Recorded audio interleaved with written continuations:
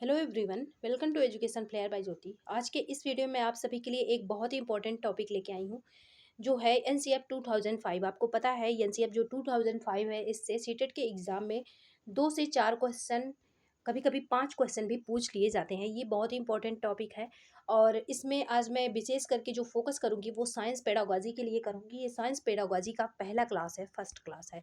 इससे पहले मैं साइंस के लिए 8 क्लासें और करवा चुकी हूँ। आपको पता होगा कि जो साइंस वाला पोर्शन होता है ये 30 नंबर का पूछा जाता है, जिसमें से 20 नंबर का साइंस जो सब्जेक्ट वाला होता है वो होता है और 10 नंबर का इसमें से पेडागोजी वाला पोर्शन होता है। तो आज पेडागोजी का ये फर्स्ट वीडियो है। चलिए देखते हैं, इसमें एनसीएफ 2005 से स्टार्ट करेंगे हम। एनसीएफ 2005 पहले जानते हैं ये है क्या। ये एक क्या है, डॉक्यूमेंट है। जो एनसीएफ 2005 है ये एक डॉक्यूमेंट है, जिसे हम हिंदी में बोल सकते हैं ये क्या है, दस्तावेज है। ये एक दस्तावेज है और दस्तावेज किस लिए है, बच्चों को पढ़ाने के लिए है कि बच्चों को शिक्षा कैसे देनी चाहिए, बच्चों को जो नॉलेज है वो कैसे देना चाहिए, करिकुलम कैसा होना चाहिए, टीचर कैसा होना चाहिए, सब्जेक्ट कैसा रखना चाहिए, सब कुछ इस दस्तावेज में बताया गया है। हर सब्जेक्ट के लिए अलग अलग बताया गया है, लेकिन जो इसका बेस है सारे सब्जेक्ट के लिए सेम है। चलिए इसमें देखते हैं हम एनसीएफ 2005 में। पहले एनसीएफ का मतलब क्या होता है। इसमें जो यन होता है इसका मतलब होता है नेशनल। आपको पता होगा जो यन है, यन का मतलब होता है नेशनल, और जो सी है इसका मतलब होता है करिकुलम। और करिकुलम का मतलब आपको बता दूं, जो करिकुलम होता है इसका मतलब होता है पाठ्यक्रम, हिंदी में बोलते हैं इसका मतलब पाठ्यक्रम होता है, जो करिकुलम होता है। और यफ का मतलब यहाँ पे होता है फ्रेम वर्क। यफ का मतलब फ्रेम वर्क होता है। तो इसका जो टोटल फुल फॉर्म हुआ वो हुआ नेशनल करिकुलम फ्रेमवर्क। ये इसका फुल फॉर्म होता है, कभी कभी पूछ लिया जाता है। और अब चलिए देखते हैं इसमें इसका मोटिव क्या है, एनसीएफ 2005 आया क्यों। इसका जो मेन मोटिव है ये देखते हैं क्या है।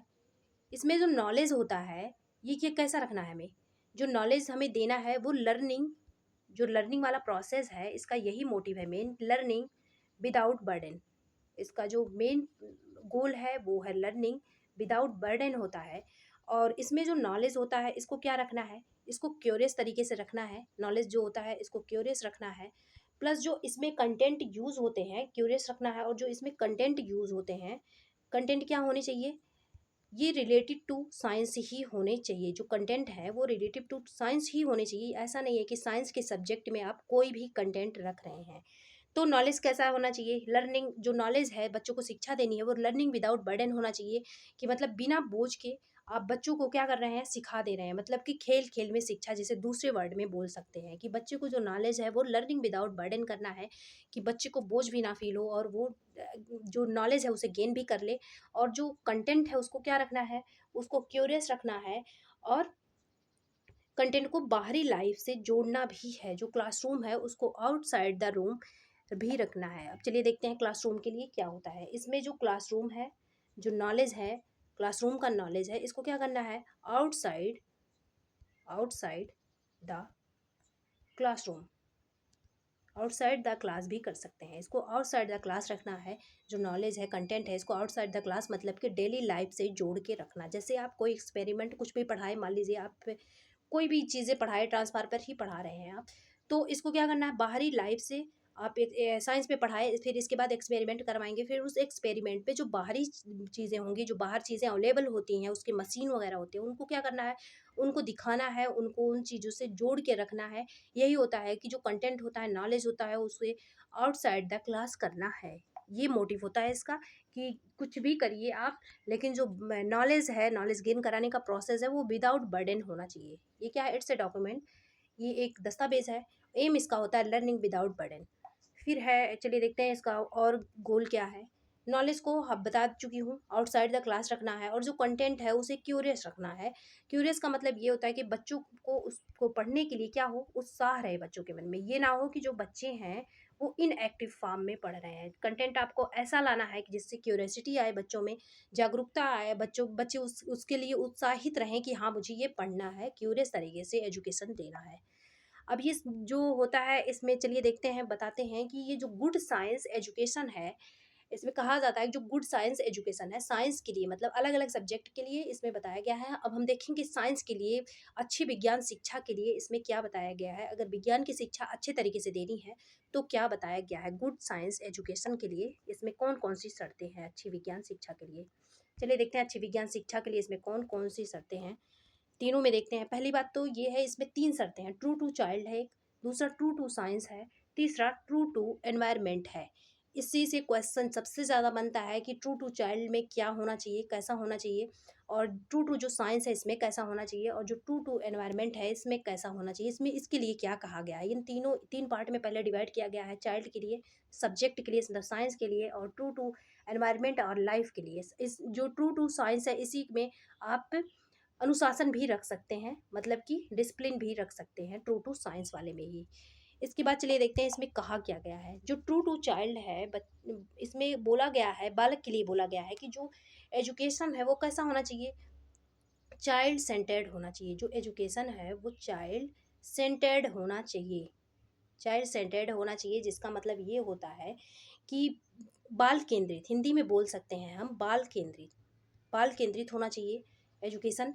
और दूसरा है एज अप्रोप्रिएट होना चाहिए, एज अप्रोप्रिएट होना चाहिए, मतलब कि एज के अकॉर्डिंग होना चाहिए। ये नहीं है कि आप कोई भी कंटेंट कहीं भी यूज़ कर रहे हैं। जैसे कि इसका मतलब ये होता है कि जैसे मान लीजिए आप 10th क्लास का बच्चा है, 5th क्लास का बच्चा है, उसको आप 10th क्लास का पाठ्यक्रम पढ़ा रहे हैं, ये ऐसा नहीं होना चाहिए। एज अप्रोप्रिएट होना चाहिए।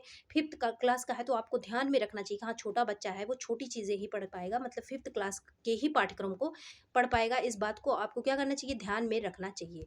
फिर चलिए देखते हैं, एक तो हो गया चाइल्ड सेंटर्ड होना चाहिए, दूसरा एज अप्रोप्रिएट होना चाहिए, और तीसरा है इंटरेस्ट होना चाहिए। जो बच्चा है जिसको आप पढ़ा रहे हैं उसके अंदर क्या होना चाहिए, इंटरेस्ट होना चाहिए। ये 3 चीज़ें इंपॉर्टेंट होती हैं। बच्चे के अंदर क्या होना चाहिए, इंटरेस्ट होना चाहिए, चाइल्ड सेंटर्ड होना चाहिए, एज अप्रोप्रिएट होना चाहिए, मतलब एज के अकॉर्डिंग आप पाठ्यक्रम दीजिए। दूसरा इंटरेस्ट होना चाहिए, बच्चे के अंदर जब इंटरेस्ट नहीं रहेगा तो वो सीख नहीं पाएगा। इस बात को आपको ध्यान में रखना चाहिए। यही एनसीईआरटी 2005 में बताया गया है। अब चलिए देखते हैं इसमें ट्रू टू साइंस के लिए क्या बोला गया है। ट्रू टू जो साइंस है इसके लिए क्या बोला गया है, चलिए देखते हैं।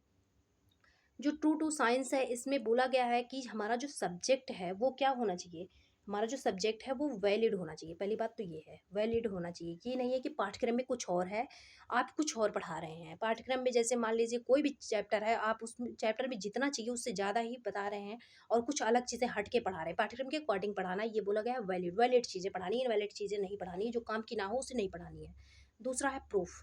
आपको पता है साइंस में प्रूफ की ही बातें ज़्यादा की जाती हैं। जो चीज़ें हों उसका प्रूफ भी हो, ऐसा नहीं हो कि चीज़ें बस ऐसे ही पढ़ाते चले जा रहे हैं। आप प्रूफ भी हो, वैलिड हो, प्रूफ हो, प्लस जो इसका कंटेंट हो ना, जो इसका कंटेंट हो वो आउटसाइड, अभी बोला गया है आउटसाइड द क्लास, ये क्लास के आउटसाइड हो। इसको क्या करना है, जोड़ना है किससे, आउटसाइड द क्लास, कंटेंट को आउटसाइड द क्लास जोड़ना है। इसके लिए देखिए, जैसे मान लीजिए आप कुछ भी बना रहे हैं, एक आप फैन बनाना सिखा रहे हैं बच्चे को, तो आप जो फ़ैन के अलग-अलग पार्ट होते हैं, इनको अपने हाथों से बनाइए, बाहरी दुनिया से सामान लीजिए, जैसे कि क्लासरूम में ही मत रहिए। इसके लिए जो एक्सपेरिमेंट होता है, इसमें बच्चों को भी इन्वॉल्व करिए, उसे बोलिए कि अपने घर से या फिर कहीं से भी, या फिर आप खुद लेके आइए, बैटरी वगैरह जो भी इसमें यूज़ होता है, उसको दिखाइए, डेली लाइफ़ से रिलेट करिए, जो बच्चों के घर में यूज़ होता है। ये चीज़ बोला गया है। कंटेंट को क्या करना, आउटसाइड जो है यूज़ करना है, बच्चों को फ़ैन बना के आप खुद दिखाइए, आउटसाइड द क्लास करना है कंटेंट को। और चलिए देखते हैं इसमें ट्रू टू एनवायरनमेंट और लाइफ के लिए क्या बोला गया है। जो ट्रू टू एनवायरनमेंट और लाइफ होता है इसके लिए बोला गया है, इसमें ये बताया जाएगा कि जो आप पता है ये जब साइंस है इसमें क्या होते हैं, एक्सपेरिमेंट होते हैं। एक्सपेरिमेंट में क्या होंगे, तमाम पोल्यूशन भी होंगे, जो एक्सपेरिमेंट होगा उसमें तमाम पोल्यूशन भी होंगे। और क्या होगा, एक्सपेरिमेंट में कुछ ऐसी चीज़ें भी होंगी जो खत्म होने वाली है और ज़्यादा मात्रा में यूज़ कर लिया जाएगा, जितनी ज़रूरत नहीं होगी उससे ज़्यादा यूज़ कर लिया जाएगा। दो चीज़ें होंगी, एक तो पोल्यूशन होगा, दूसरा कुछ ऐसी चीज़ें भी यूज़ कर ली जाएंगी जो कि ज़्यादा मात्रा में यूज़ कर ली जाएंगी। जबकि हमें क्या करना है, जो सोर्सेज हैं, जो लिमिटेड सोर्सेज हैं अर्थ पे, उन्हें हमें बचा के रखना है, कि ताकि हमारे आने वाले फ्यूचर में जो जनरेशन आती है वो भी उसको पा सकें। जैसे कोयला है, जैसे पानी है, ऐसी चीज़ें जो होती है हमें लिमिटेड अमाउंट में करना। मतलब कि क्या है, ये कब होगा, जब बच्चे को क्या करेंगे, आप अवेयर करेंगे। तो जो नॉलेज है डेली लाइफ के लिए अच्छा हो, जो आप नॉलेज दे रहे हैं वो एनवायरनमेंट के प्रति हेल्पफुल हो, प्लस लाइफ के लिए हेल्पफुल हो, ऐसा ना हो कि वो हार्मफुल हो जाए। तो क्या करना है, बच्चे को पढ़ाते टाइम अवेयरनेस रखना है, एक तो अवेयरनेस करना है, अवेयर उनको करना है कि हाँ ये चीज़ें लिमिटेड अमाउंट में प्राप्त होती है, इसलिए लिमिटेड तरीके से आप यूज़ करिए। तो इसके लिए एक तो अवेयरनेस चाहिए, दूसरा क्या चाहिए, सेंसिटिविटी चाहिए। दूसरा सेंसिटिविटी चाहिए। दो चीज़ें आती हैं इसमें, एक तो अवेयरनेस, दूसरा सेंसिटिविटी। कोई भी चीज़ सेंसिटिवली आप यूज़ करिए। इसमें उनको बताइए कि ये चीज़ें लिमिटेड अमाउंट में है, तो इसे लिमिटेड अमाउंट में ही यूज़ किया जाए, जितना ज़रूरत है उतना ही किया जाए। दूसरी बात ये है कि अवेयरनेस का मतलब ये है कि उन्हें ऐसा प्रयोग करना सिखाए जिससे क्या हो, हमारे एनवायरनमेंट में ज़्यादा पोल्यूशन ना फैले। ये चीज़ें होती हैं ट्रू टू लाइफ और एनवायरनमेंट। ये सारी चीज़ें इम्पॉर्टेंट थी एनसीएफ 2005 में। साइंस के रिगार्डिंग जो भी चीज़ें इंपॉर्टेंट थी मैं सब कुछ बता चुकी हूँ। अब हम करेंगे प्रीवियस ईयर के क्वेश्चन। आपको समझ में तो आ ही गया होगा। चलिए देखते हैं प्रीवियस ईयर के। अब क्वेश्चन करते हैं यहाँ पे। और देखिए प्रीवियस ईयर के जो क्वेश्चन होते हैं उसमें एलिमिनेशन वाला जो मेथड होता है इसको भी मैं यहाँ पे बताऊंगी। आपको पता है जो टैग वर्ड पढ़ाते हैं, जब टीचर लोग, जब सेटर का एग्जाम पास में आ जाता है तो टैग वर्ड पढ़ाते हैं, जिसमें साइंस में मैं भी पढ़ाई थी पिछली बार टैग वर्ड, जिसमें मैं बोली थी कि जो ओनली वाला होता है, एक तो ओनली वाला, दूसरा कहीं अगर आप सेपरेट करने वाली चीज़ें हों, ये दोनों चीज़ें क्या होती हैं, निगेटिव टैग वर्ड होती हैं। इनसे आप एलिमिनेट करके बहुत अच्छे से इस वाले टॉपिक में आंसर निकाल सकते हैं। ये वाले टॉपिक में टैग वर्ड बहुत लगता है। चलिए अब देखते हैं इसमें पिछले साल में जो भी क्वेश्चन पूछे गए हैं वो क्वेश्चन कौन कौन से हैं। हाँ, और एक ज़रूरी बात करनी थी, आप लोगों को मेरी क्लासें पढ़ाई हुई जो है पसंद आती हैं या फिर नहीं, जो मेरा टीचिंग मेथड है सब कुछ पसंद आता है या नहीं, क्योंकि सपोर्ट बहुत कम आ रहा है। आप लोग सपोर्ट नहीं करते तो मुझे कैसे पता चल पाएगा जो मैं पढ़ा रही हूँ ये आपको समझ में भी आता है या फिर नहीं आता है, पता ही नहीं चल पाता कुछ भी। क्योंकि जब सपोर्ट नहीं रहता तो लगता है कि कितना भी अच्छा पढ़ा लो या फिर कोशिश कितना भी कर लो, मैं अपनी तरफ से तो पूरी कोशिश करती हूँ, फिर हमें पता ही नहीं चल पाता कि ये अच्छा लग भी रहा है स्टूडेंट को या नहीं, या फिर कहीं इम्प्रूवमेंट है, कुछ पता ही नहीं चल पाता। अगर आपको क्लासें पसंद आती हों तब सब्सक्राइब कर लीजिएगा, और मान लीजिए आपको क्लासें ना पसंद आती हों, मान लीजिए कोई इम्प्रूवमेंट हो तो आप उसको बताया करिए, ताकि मैं उसमें खुद भी इम्प्रूवमेंट कर पाऊँ और अच्छे से अच्छी क्लासें आपके लिए लेके आ पाऊँ। क्योंकि आपको पता है कुछ भी काम करने के लिए मोटिवेशन चाहिए होता है, और मोटिवेशन तभी मिलेगा जब आप लोग हमें सपोर्ट करेंगे। हमें पता ही नहीं चल पाता, नेक्स्ट वीडियो बनाने के लिए हमें लगता है कि पता नहीं स्टूडेंट को समझ में भी आ रहा है या फिर क्या कमियाँ हो रही हैं, कुछ समझ ही नहीं आता। तो प्लीज़ सपोर्ट करिएगा, अगर कोई इम्प्रूवमेंट हो तो आप सभी बताया करिए, ताकि मैं उसमें इम्प्रूव करके क्लासें लाया करूँ।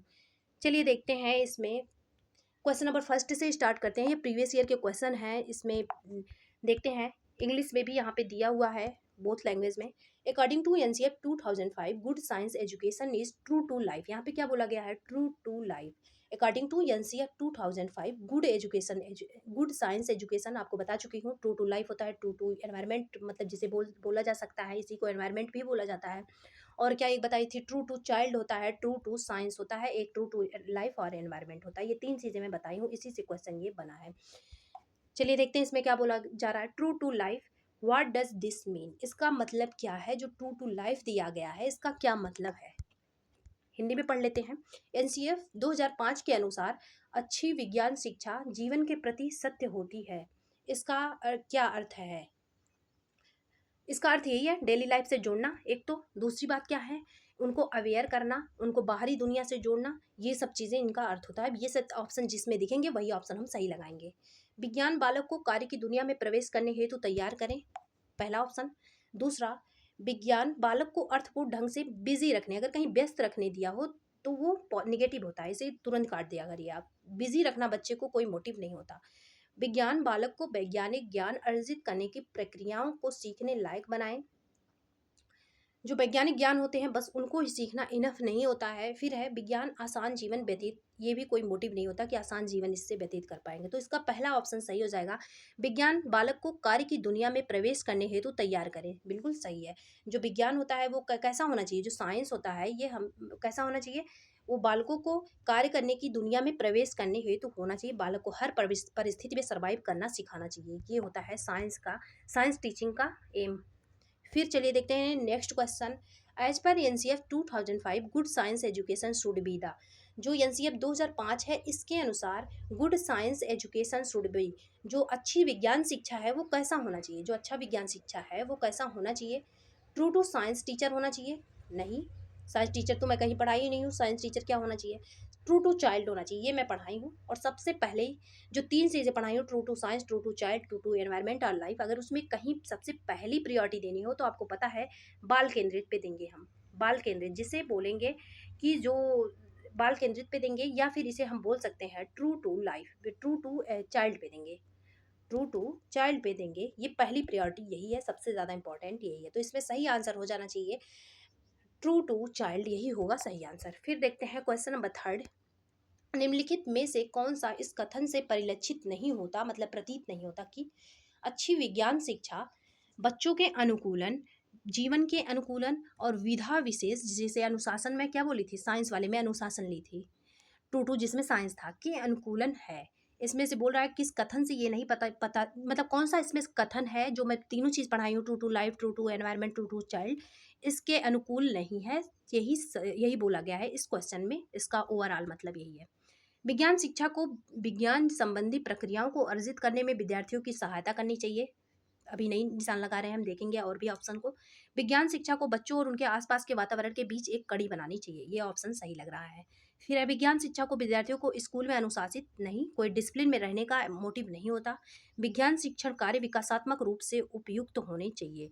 विकासात्मक रूप से उपयुक्त तो होने ही चाहिए, लेकिन इस वाले ऑप्शन के कंपैरिजन में ये कम है कि इसमें यही बोला गया, जो चीज़ें नहीं बोली गई हम उसको आंसर सही नहीं लगाएंगे, भले ही वो सही हो। हमें यही बोला गया है कि जो साइंस है उसको क्या करना चाहिए, बाहरी दुनिया से कनेक्ट करना चाहिए, जो कि ऑप्शन नंबर सेकंड में दिख रहा है। और जो हमें दिखेगा, जो हम पढ़े हैं, जितनी चीज़ें हमें बोली गई हैं, वही हमें मान के इसका सही आंसर लगाना है, कुछ भी नहीं लगा देना। मान लीजिए ये आपको सही लग रहा है तो ऐसा नहीं है जो आपको सही लग रहा है वो आप कर दें, नहीं, जो एनसीएफ 2005 है इसको ध्यान में रख के करना है। तो ऑप्शन नंबर सेकंड वाला सही हो जाएगा। और प्रक्रिया अर्जित करने की कहीं भी बात कही रहे तो वो गलत होता है। कोई प्रक्रिया अर्जित करने के लिए कुछ नहीं किया जाता है, मतलब कि उसका मोटिव नहीं होता किसी सब्जेक्ट को पढ़ाने के कि प्रक्रिया अर्जित किया जाए। इसमें यही है, उसके आसपास के वातावरण के बीच और साइंस के बीच क्या करना चाहिए, एक कड़ी बनाना चाहिए। ऑप्शन नंबर सेकंड वाला सही हो जाएगा। फिर देखते हैं इसमें नेक्स्ट क्वेश्चन है, एनसीएफ 2005 के अनुसार निम्नलिखित में से किसकी सिफारिश उच्च प्राथमिक स्तर पाठ्यक्रम के एक उद्देश्य के रूप में की गई है। उच्च प्राथमिक मतलब कि होता है जूनियर लेवल पे। इसके पाठ्यक्रम का उद्देश्य, जो करिकुलम होता है, इसका क्या उद्देश्य होना चाहिए। जो करिकुलम होता है मैं बताई थी क्या होना चाहिए, क्यूरियोसिटी होना चाहिए, पहली बात। दूसरी बात यह है कि बाहरी दुनिया से जोड़ना चाहिए। चलिए देखते हैं इसमें क्या है। एक डी वाला भी ऑप्शन होगा इसमें। चलिए, सैद्धांतिक सिद्धांतों के सत्यापन हेतु क्रमबद्ध प्रयोग को, क्रमबद्ध प्रयोग मतलब ये होता है कि एक्सपेरिमेंट पे एक्सपेरिमेंट आप किए जाएं। नहीं, एक्सपेरिमेंट जरूरी है लेकिन केवल वही करना नहीं जरूरी है, क्योंकि आप सबसे पहले पढ़े थे क्या, जो एजुकेशन है उसका क्या मोटिव है, सबसे पहले आप पढ़े थे लर्निंग विदाउट, आप यही पढ़े थे लर्निंग विदाउट क्या होना चाहिए, बर्डन होना चाहिए। लर्निंग विदाउट, इस बात को आप ध्यान में रखिएगा आंसर देते टाइम, लर्निंग विदाउट बर्डन होना चाहिए। हम ये चीज़ सबसे पहले पढ़े थे। और अगर कोई चीज़ हम लगातार करते जाएंगे तो ये बर्डन हो रहा है, यहाँ से क्या हो रहा है, ये बर्डन हो रहा है, ये गलत ऑप्शन है।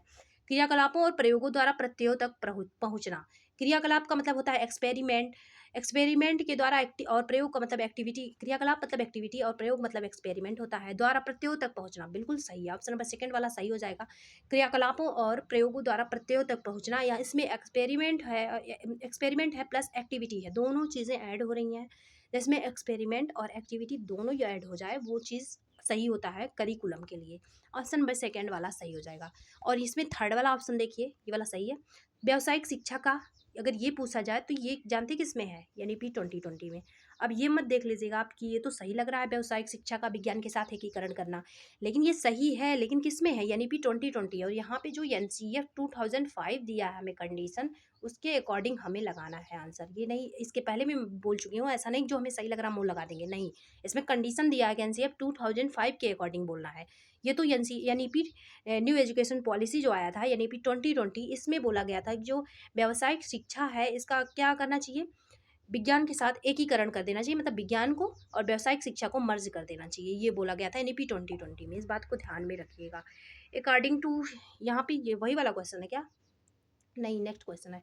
According to NCF 2005 in the upper primary stage science, वही है अपर प्राइमरी स्टेज की बात हो रही है साइंस में, science curriculum which of the following is recommended, इसमें से क्या रिकमेंड करना चाहिए, इसमें से सिस्टमेटिक एक्सपेरिमेंट नहीं, इसमें भी बोला जा रहा है क्रमबद्ध प्रयोग, सिस्टमेटिक एक्सपेरिमेंट ये बोर करेगा, ये गलत है option. Most concept should be arrived at by an inductive approach, क्या केवल ज़्यादातर इंडक्टिव जो अप्रोच है वही अपनाए जाते हैं। इंडक्टिव अप्रोच का मतलब आप समझ लीजिए हिंदी में से बोला जाता है आगमन। और आगमन में क्या करते हैं हम, जो आगमन होता है उसमें हम एग्जाम्पल से रूल की तरफ जाते हैं, और यही इसका उल्टा होता है निगमन। निगमन जिसे बोलते हैं डिडक्टिव मेथड, जिसे बोलते हैं डिडक्टिव मेथड।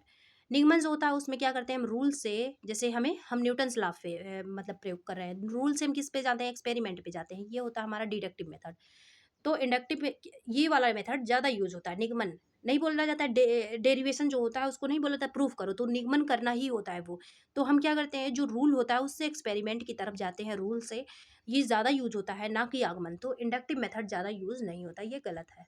फिर है vocational education need to be integrated with science. फिर यही बोला गया है कि जो वोकेशनल वही है, व्यावसायिक शिक्षा को क्या करना चाहिए, साइंस के साथ मर्ज कर देना चाहिए, ये तो बोला गया है NEP 2020 में।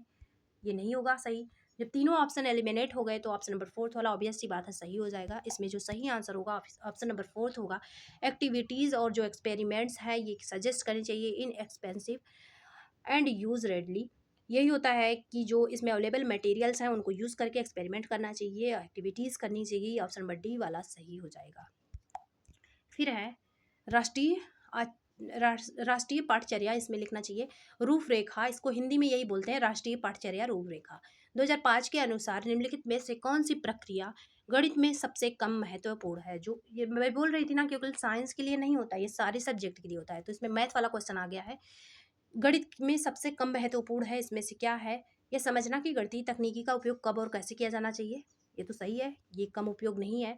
गणित में शॉर्टकट ढूंढना, ये बिल्कुल सही है। सामान्यीकरण करना मतलब जनरलाइजेशन करना रूल का, जो गणितीय जो फार्मूला होते हैं, बिल्कुल सही है ये। जैसे कि हमें हमें क्या है, मान लीजिए A² - B², ये फार्मूला है, हम क्या इसको कोई प्रूफ कर दिया है कि इज इक्वल टू होता है A+B और एक ब्रैकेट में होता है A-B।